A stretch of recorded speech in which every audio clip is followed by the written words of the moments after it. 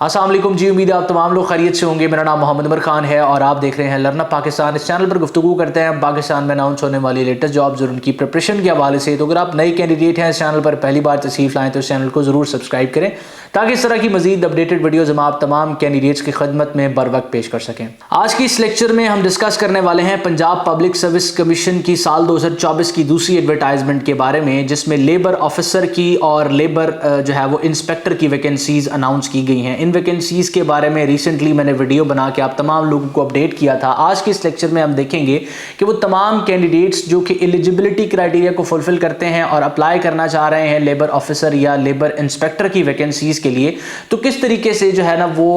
इसके recruitment process के लिए अपने आप को प्रिपेयर कर सकते हैं और कब तक एक्सपेक्टेड है कि जो है वो पंजाब पब्लिक सर्विस कमीशन इसका जो है वो टेस्ट मुनक्किद करेगी। तो पंजाब पब्लिक सर्विस कमीशन ने जो लेबर ऑफिसर और लेबर इंस्पेक्टर की वैकेंसीज अनाउंस की हैं, इसमें लेबर इंस्पेक्टर की जो है वो 13 वैकेंसीज हैं जो कि BS 14 की वैकेंसीज हैं और लेबर ऑफिसर की 6 वैकेंसीज हैं जो BS 16 की वैकेंसीज हैं। अगर बात करें हम प्रीवियस ईयर की, तो लेबर ऑफिसर और लेबर इंस्पेक्टर के लिए क्लब्ड पेपर जो है वो मुनक्किद किया था पंजाब पब्लिक सर्विस कमीशन ने। तो हो सकता है कि नंबर ऑफ एप्लीकेंट्स को मद्देनजर रखते हुए इस बार भी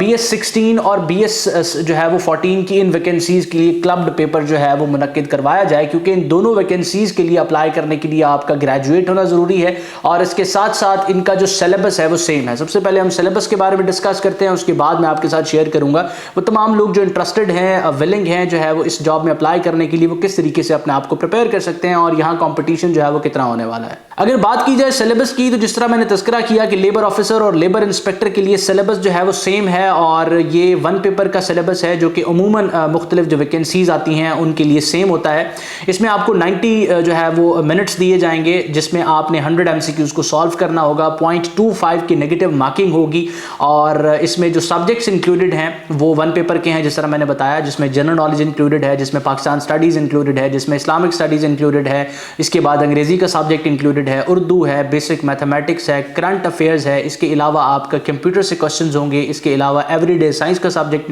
इंक्लूडेड है, ज्योग्राफी से आपसे जो है वो क्वेश्चंस पूछे जाएंगे। तो कुल मिला के 100 नंबरों का आपके सामने जो है वो एक MCQs नेचर का पेपर आएगा जिसको आपने सॉल्व करना होगा। 90 मिनट्स जिस तरह मैंने बताया कि आपको दिए जाएंगे और अगर आप एक क्वेश्चन ठीक करेंगे तो आपको 1 नंबर मिलेगा और अगर आप एक क्वेश्चन गलत करेंगे तो आपके जो है वो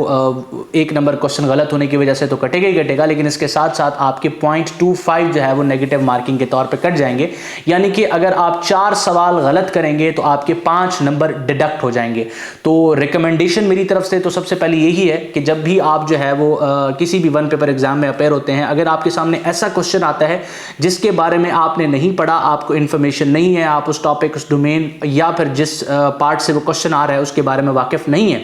तो फिर आपने जो है वो उस क्वेश्चन को अनटच्ड छोड़ देना है, कोशिश करनी है, क्योंकि ये एक एक दो नंबर जो है वो अल्टीमेटली मेरिट को बढ़ा रहे होते हैं या फिर गिरा रहे होते हैं, या आपको कंपटीशन में ऊपर ले आएंगे या फिर उसी 1-2 नंबरों की वजह से कंपटीशन में आप नीचे रह जाएंगे। तो आपने कोशिश करनी है कि नेगेटिव मार्किंग के इस फैक्टर को कंसीडर करना है। मैं ऐसा नहीं कह रहा कि सारे क्वेश्चन जिन पे आपको डाउट है उनको छोड़ देना है, लेकिन मैं उन क्वेश्चंस के हवाले से आपको जो है वो ये नसीहत कर रहा हूँ कि जिनके बारे में आप जिनका आंसर नहीं जानते, जिनको आपने पढ़ा नहीं है, आपने उन क्वेश्चंस को सॉल्व नहीं करना। उसके बाद अगर हम प्रिपरेशन की बात करें कि इसकी तैयारी कैसे की जाए और इसका जो टेस्ट है वो कब तक कंडक्ट होगा, तो जो पंजाब पब्लिक सर्विस कमीशन का प्लानर है पंजाब पब्लिक सर्विस कमीशन की वेबसाइट पे, आप वहां जाके वक्तन फवक्तन देखते रहेंगे कि इन जो है वो जॉब्स पर कितने नंबर ऑफ एप्लीकेंट्स आ चुके हैं और टेस्ट की डेट भी वहीं पर आपको अपडेट कर दी जाएगी। इसके अलावा पंजाब पब्लिक सर्विस कमीशन आपको जो है वो मैसेज के थ्रू भी अपडेट करेगा कि कब जो है वो आपका टेस्ट मुनक्किद होना है। आप यूं समझ के चल सकते हैं कि आपके पास 1 से 1.5 महीने का प्रोसेस है जिसमें आप अपनी तैयारी कर सकते हैं।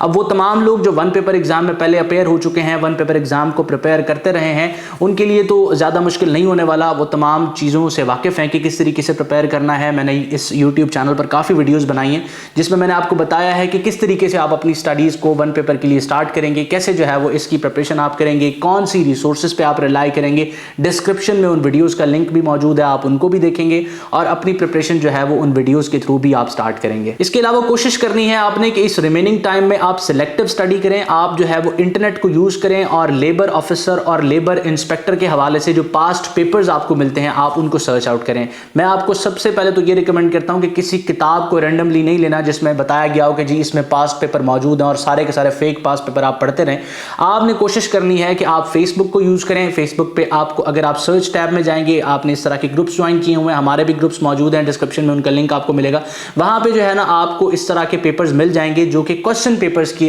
लोगों ने तस्वीरें अपलोड की होती हैं, वो ऑथेंटिक पेपर्स होते हैं। अब उससे आपको अंदाजा हो जाएगा कि किस तरह के क्वेश्चंस आ रहे हैं, या फिर आपको मुख्तलिफ स्टूडेंट्स जो इसमें पहले अपेयर हुए होंगे कैंडिडेट्स, उन्होंने क्वेश्चंस वगैरह शेयर किए होंगे, वो भी आपको वहां मिल जाएंगे। इसके अलावा आप गूगल पर जाके सर्च कर सकते हैं लेबर ऑफिसर और लेबर इंस्पेक्टर के जो है वो पीपीएससी के पास पेपर्स को, या किसी भी वन पेपर एग्जाम को आप जो है वो सर्च करें जो ओरिजिनल फॉर्म में आपको मिले, और आप उसकी क्रेडिबिलिटी पे रिलाई कर सकते हो कि यार ये पेपर जो शेयर हुआ है ये ओरिजिनल है। और वो कैसे रिलाई कर सकेंगे, जब उस क्वेश्चन पेपर की ओरिजिनल पिक्चर आपके पास मौजूद होगी जो कि किसी भी जो है वो वहां पर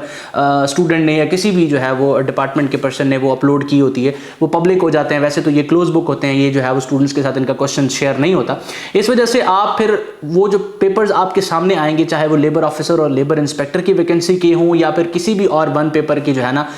पीपीएससी के आपके पास पेपर मिलते हैं आपको, तो उससे आप अंदाजा लगा सकते हैं कि किन किन टॉपिक्स को एग्जामिनर टच कर रहे हैं, किस तरह के क्वेश्चंस आ रहे हैं, डिफिकल्टी लेवल क्या है। आप 1 से 2 पेपर जब देखेंगे तो आपको आइडिया हो जाएगा कि कैसे क्वेश्चंस आते हैं। फिर आप इंटरनेट को यूज करके मुख्तलिफ वेबसाइट से उसी तरह के क्वेश्चंस को जो है वो पढ़ना स्टार्ट करेंगे, या फिर आप वैसे तो ओरिजिनल स्ट्रेटेजी ये है कि आप सब्जेक्ट वाइज प्रिपरेशन करें, लेकिन क्योंकि मैं आपको स्पेसिफिक इस वैकेंसी के हवाले से गाइड कर रहा हूं और इसमें जो है वो टाइम भी ज़्यादा अवेलेबल नहीं है, तो फिर आपने जो है वो स्टडी बजाय इसके कि आप कॉम्प्रिहेंसिव के चक्कर में 2-3 महीने का एक पूरा प्लान बनाए, उससे बेहतर है कि आप जो है वो सिलेक्टिव स्टडी करें। और सिलेक्टिव स्टडी ऐसे ही हो सकती है कि इंटरनेट पे जाएं और सिलेक्टिवली एमसीक्यूज को पढ़ें, उन एमसीक्यूज को, उस तरह के एमसीक्यूज को जिस तरह के एमसीक्यूज आप मुख्तलिफ किस्म के पेपर्स में देख रहे हैं। तो ये तरीकाकार है इसको प्रिपेयर करने का। इसके अलावा आप जो है वो हमारे व्हाट्सएप ग्रुप को भी ज्वाइन कर सकते हैं, जहां पे हम कोशिश कर रहे हैं कि आपको फैसिलिटेट करें, आपको मटेरियल प्रोवाइड करें, आपको असिस्टेंस दें, या फिर स्क्रीन पर मौजूद व्हाट्सएप नंबर को इस्तेमाल करके आप जो है वो हमारी टीम के साथ भी इन टच आ सकते हैं और अपने सवालात को डिस्कस कर सकते हैं। अल्लाह आपका हामी और नासिर हो। हमेशा आप तमाम स्टूडेंट्स की कामयाबी के लिए दुआ गो। उमर खान और उसकी टीम।